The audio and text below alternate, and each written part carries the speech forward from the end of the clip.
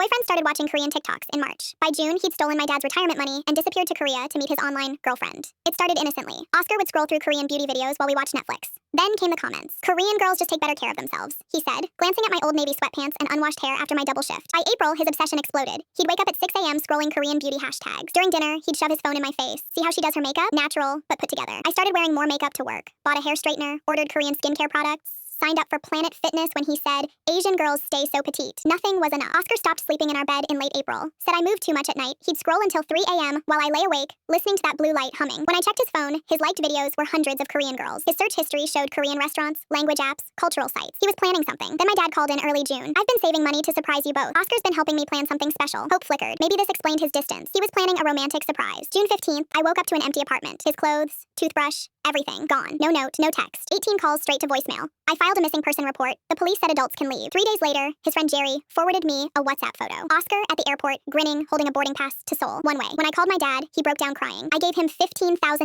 my retirement savings. He said it was for your surprise proposal trip. I was staring at Korean skincare products Oscar had convinced me to buy. At the gym membership, I'd gotten to meet his impossible standards. 12,000 miles away, he was living his Korean fantasy with my father's money. But then Oscar started calling, panicked and desperate. He was stranded in Seoul with no money. His Korean girlfriend had stood him up. When I pressed him about who this girl was, he admitted he'd been talking to someone online for months. Someone perfect who understood him better than I ever could. That's when I found her account. Kimji Beauty. Perfect skin, designer clothes, aesthetic photos. She'd been commenting on his posts. Can't wait to meet you soon. I confronted Oscar with screenshots. His story fell apart completely. He'd spent $3,000 sending her money for new clothes and phone bills. Used my dad's $15,000 to fly to Seoul and meet his dream girl at a coffee shop. She never showed, because she wasn't real. Kimji Beauty was a complete fake created by scammers using AI technology. Oscar had fallen in love with a computer program. He'd destroyed our relationship, stolen my father's retirement money, and flown across the world for an artificial woman that never existed. I laughed until I cried. This grown man had compared me to a fake person for months. Made me feel ugly and inadequate next to AI-generated photos. Abandoned our shared life for literal software. The scammers had vanished with his money. His credit cards were maxed. He was eating convenience store food and staying in the cheapest hostel he could find. When he called his parents begging for flight money home, he had to explain why he'd stolen from his girlfriend's family to chase an online fantasy. His father called him a disgrace. His mother sobbed when she understood what he'd done. Oscar's parents wired him money for a ticket home, then immediately called my dad to apologize and pay back every penny. They added an extra $1,000 for the trauma their son had caused. Oscar tried crawling back to me, claiming he'd learned his lesson and realized I was the best thing that ever happened to him. I told him he'd spent months making me feel inferior to a computer program, that I wouldn't take him back if he was the last man on earth. His parents made him move back home, took away his internet access, and forced him into therapy for his reality issues. He's banned from social media and working minimum wage to pay them back. Yesterday, he tried creating a fake Instagram to message me. His parents found out and confiscated his phone. A grown man had his phone taken away by his parents because he can't stop trying to contact the woman he abandoned for artificial intelligence.